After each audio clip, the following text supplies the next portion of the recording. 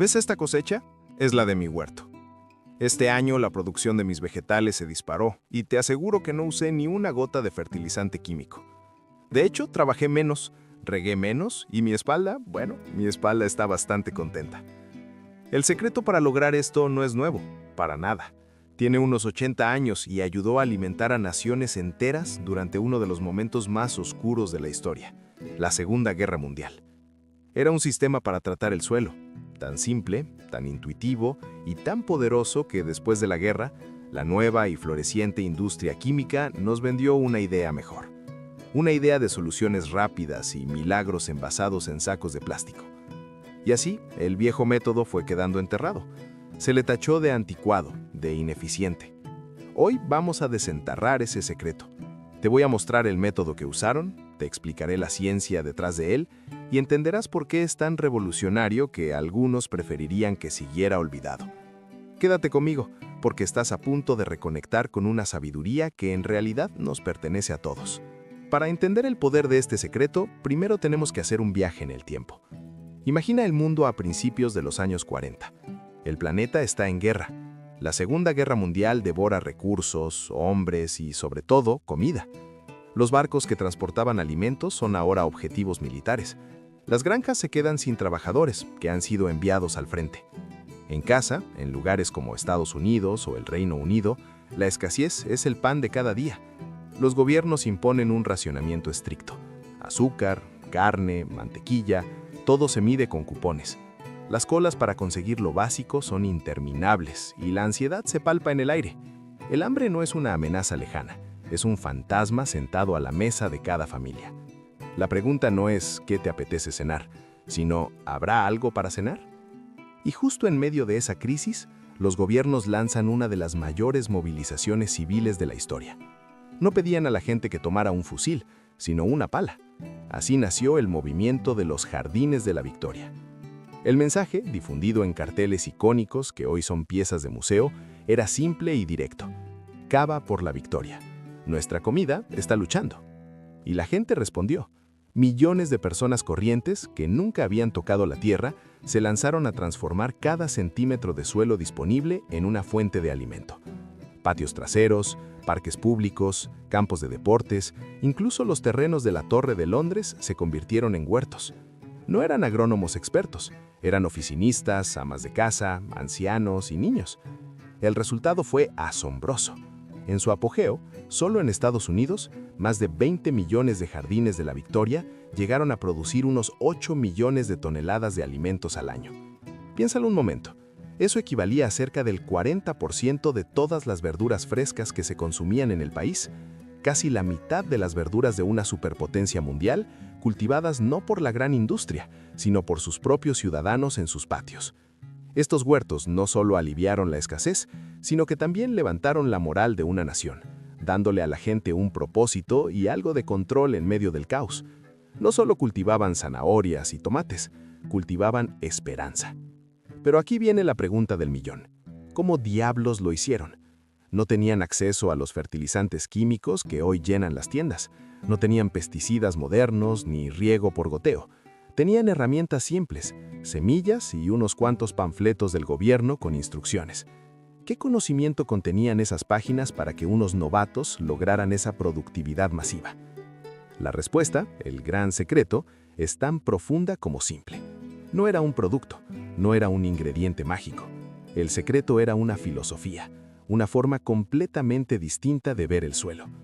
Los manuales de los Jardines de la Victoria no se centraban en alimentar a la planta, enseñaban a alimentar al suelo. Esa es la pequeña gran diferencia que hemos olvidado. La sabiduría de la guerra se basaba en un principio fundamental. Un suelo sano y lleno de vida creará plantas sanas y productivas, casi sin ayuda. El jardinero no era un médico aplicando medicinas, sino un guardián que cultivaba un ecosistema vibrante bajo sus pies. Mientras la agricultura moderna a menudo ve el suelo como un simple soporte al que hay que añadirle sales químicas, el famoso NPK, nitrógeno, fósforo y potasio, el enfoque de la Segunda Guerra Mundial lo veía como un estómago vivo, una comunidad biológica. Su objetivo era cuidar a los millones de bacterias, hongos, insectos y gusanos que viven en un puñado de tierra fértil. Sabían que si esa comunidad subterránea estaba feliz, haría el trabajo pesado por ellos. Airear la tierra, hacer disponibles los nutrientes para las raíces, proteger a las plantas de enfermedades y, muy importante, retener el agua como una esponja. Este conocimiento no se inventó en la guerra, era la sabiduría agrícola de siglos, destilada en guías sencillas para gente desesperada. Técnicas como el compostaje, el uso de abonos verdes, la rotación de cultivos y el acolchado o mulching no eran opcionales, eran el corazón del sistema. Este era el verdadero poder de los jardines de la Victoria. Entregaban a la gente un sistema autosuficiente. Un huerto basado en estos principios no dependía de comprar nada. La fertilidad se creaba ahí mismo, reciclando restos de cocina y del jardín. La protección contra plagas venía de la propia salud del ecosistema. Era un ciclo cerrado, resiliente y absurdamente productivo. Era, en esencia, la libertad en un pedazo de tierra. Y esa es precisamente la razón por la que esta sabiduría fue tan convenientemente olvidada después de la guerra. Entonces, ¿por qué funciona tan bien este enfoque? La ciencia detrás, que hoy llamamos agricultura regenerativa, es elegantemente simple. Primero, el agua. Un suelo vivo, rico en materia orgánica como el compost, desarrolla una estructura porosa, como una esponja. Puede absorber y retener muchísima más humedad que un suelo degradado y compacto. En un mundo con sequías cada vez más frecuentes, esto significa regar mucho menos. Las plantas sufren menos estrés y siguen produciendo. Segundo, los nutrientes. Los fertilizantes químicos son como un chute de azúcar. Dan un pico de energía rápido, pero insostenible, y con el tiempo pueden dañar la vida del suelo, volviéndolo adicto a más y más químicos. En cambio, el compost es como una comida completa y equilibrada. Se descompone lentamente, liberando un abanico completo de nutrientes justo cuando la planta los necesita. Son los microbios del suelo quienes procesan esta materia orgánica y sirven los nutrientes a las raíces en un lenguaje químico que entienden a la perfección. Tercero, la salud. Un suelo biológicamente activo es un entorno competitivo donde los patógenos lo tienen muy difícil para prosperar. Las bacterias y hongos benéficos simplemente lo superan en número. Esto reduce drásticamente la incidencia de enfermedades, eliminando la necesidad de fungicidas. Entonces, si este sistema era tan bueno, ¿por qué lo olvidamos? ¿De verdad lo ocultaron? No hace falta imaginar una conspiración de señores con traje en una sala oscura. La realidad es más sutil. Fue una tormenta perfecta de economía, marketing y nuestro deseo de modernidad. Al terminar la guerra, las enormes fábricas que producían nitratos para explosivos necesitaban un nuevo mercado. La solución fue brillante: reconvertir esa capacidad industrial para producir fertilizantes nitrogenados a una escala nunca vista. De repente, la fertilidad del suelo ya no era algo que se cultivaba con paciencia, sino algo que se podía comprar en un saco. Así nació una industria multimillonaria que hoy mueve más de $200 mil millones al año. Se lanzó una campaña de marketing masiva. Los métodos antiguos, los de los jardines de la Victoria, fueron tachados de trabajo de campesinos, de lentos y sucios. La nueva promesa era la ciencia, la limpieza, la eficiencia. ¿Para qué hacer compost durante meses si podías esparcir unos gránulos y ver resultados en una semana? El sistema de la guerra empoderaba al individuo. El nuevo sistema industrial creaba un cliente dependiente. Y en la economía de la posguerra, el segundo modelo era infinitamente más rentable. La sabiduría no fue prohibida, simplemente fue ahogada por una avalancha de publicidad y la promesa de una vida más fácil. Se nos vendió conveniencia, pero perdimos resiliencia. Y así, durante casi 80 años, el secreto permaneció a plena vista en viejos panfletos y en la memoria de nuestros abuelos, esperando ser redescubierto. Ahora que entendemos la historia y la ciencia, vamos a ensuciarnos las manos. Te guiaré a través de 6 secretos prácticos, adaptados de los principios de los jardines de la Victoria que puedes aplicar hoy mismo. Están diseñados para ser de bajo esfuerzo, perfectos para gente con poco tiempo. Olvídate de dejar la tierra desnuda. La tierra desnuda es una herida en la naturaleza. Se erosiona y pierde vida. Los manuales de guerra lo llamaban abono verde. Hoy lo llamamos cultivo de cobertura. Es simplemente cultivar plantas no para cosecharlas, sino para proteger y nutrir el suelo. ¿Por qué funciona? Sus raíces evitan la compactación y sus hojas dan sombra, manteniendo la humedad y evitando malas hierbas. Cuando las cortas, se convierten en comida para el suelo.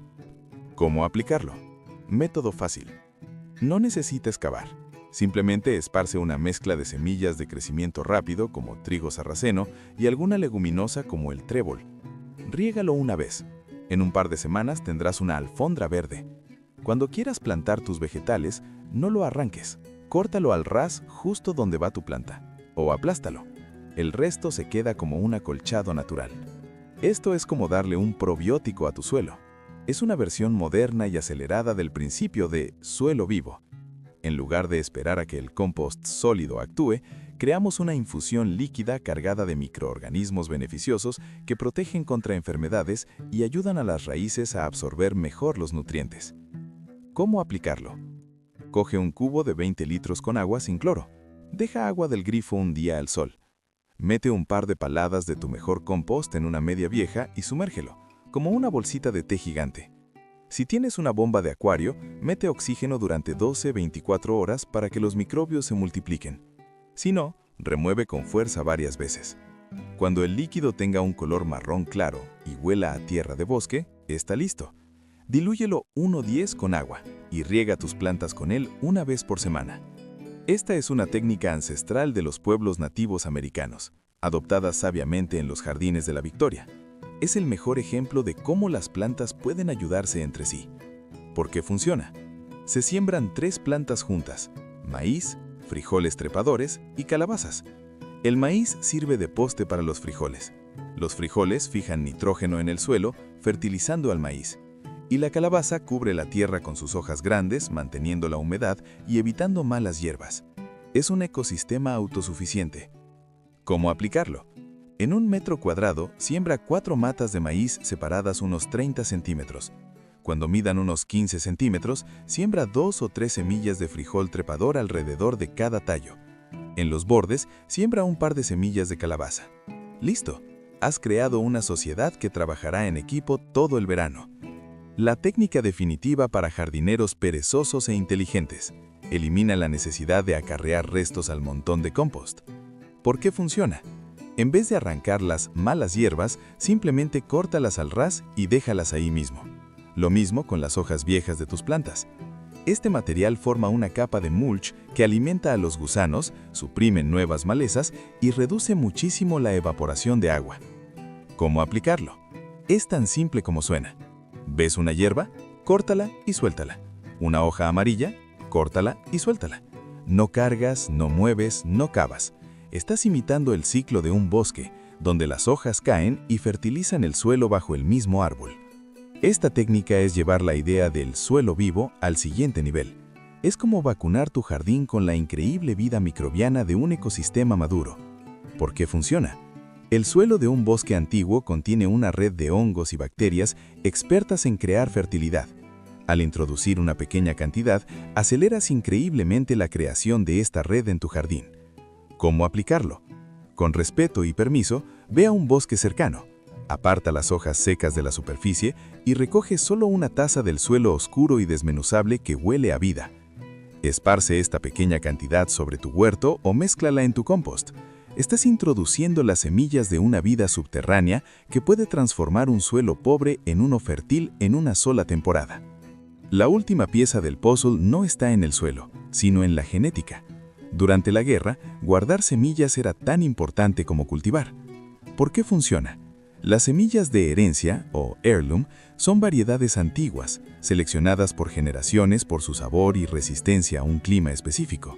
Son genéticamente más diversas y robustas que muchas semillas comerciales, que a menudo se optimizan para el transporte y no para el sabor o la resiliencia en tu jardín. ¿Cómo aplicarlo? Busca mercados de agricultores locales, intercambios de semillas o pequeños productores online. Empieza con 1 o 2 variedades que te gusten. Aprende a guardar sus semillas al final de la temporada. No solo es gratis, sino que cada año tus plantas estarán aún más adaptadas a tu suelo y a tu mano. Cuando combinas estos secretos, el cambio es radical. No estás solo aplicando técnicas, estás manejando un ecosistema. En un huerto convencional, las plantas dependen de ti para todo: agua, fertilizantes, pesticidas. El suelo es pálido, duro y se seca enseguida. En un huerto que sigue los principios de la Victoria, el suelo está siempre cubierto, oscuro, húmedo y lleno de gusanos. Las plantas crecen vigorosas, con un verde intenso que no viene del nitrógeno químico, sino de una nutrición completa y natural. Hay insectos, sí, pero hay un equilibrio. Y la cosecha no solo es más abundante, sino que los sabores son más intensos, más complejos. Estás probando literalmente la salud del suelo. El secreto de los jardines de la Victoria nunca fue realmente un secreto. Fue una sabiduría popular, un conocimiento que nos empoderaba para ser autosuficientes. La verdadera revelación no es que exista, sino que permitimos que nos lo cambiaran por una conveniencia que ha degradado nuestros suelos y nos ha hecho dependientes. Hoy, con un mundo que enfrenta nuevas crisis, esta sabiduría de 80 años es más relevante que nunca. No se trata solo de tener una cosecha más grande, se trata de recuperar el control sobre tu comida. Se trata de ahorrar dinero, de conservar agua y de regenerar un pequeño pedazo del planeta.